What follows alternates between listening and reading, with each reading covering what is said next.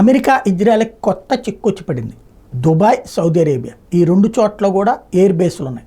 వాళ్ళవి కాదు, అంటే సౌదీ అరేబియా దుబాయ్లవే కాదు, కొన్ని అమెరికా నిర్మించుకుంది. ఆ రెండు చోట్ల కూడా ఇజ్రాయెల్ వాటిని ఆపరేట్ చేస్తూ ఉంటుంది. ఈ రెండు కూడా మిలిటరీ పరంగా అత్యంత కీలకమైనటువంటిది. ఇరాన్ని దృష్టిలో పెట్టుకుని ఏనాడో ఇరాన్కి శత్రువు అయినటువంటి అరబ్ దేశాలతో స్నేహం చేసినటువంటి అమెరికా అక్కడ చేసుకుంది. ఒకప్పుడు ఇరాక్ యుద్ధం కూడా సౌదీ అరేబియా దగ్గర నుండినే జరిగినటువంటి, దుబాయ్ దగ్గర నుండినే జరిగింది.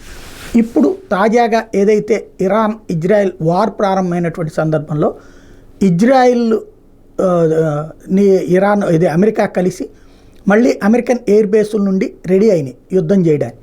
అయితే ముందుగా ఆ దేశంతో చెప్పుకోవాలి, అక్కడ బేస్ పెట్టుకుంటాం అంటే ఓ పార్కింగ్ స్పాట్ లాంటిది, దానికి అబ్జెక్ట్ చేయలేదు. ఇరాక్ మీద యుద్ధం అప్పుడు కూడా అబ్జెక్ట్ చేయలేదు. కానీ ఇరాన్ మీద యుద్ధానికి సిద్ధపడుతున్నటువంటి వేళ అడిగితే బేస్ని అక్కడి నుంచి యుద్ధానికి సిద్ధమవుతాం అని చెప్పి పర్మిషన్ అడిగితే ఒప్పుకోలేదు రెండు దేశాలు కూడా. ఇప్పుడు ఇది పెద్ద సమస్య కూర్చుంది.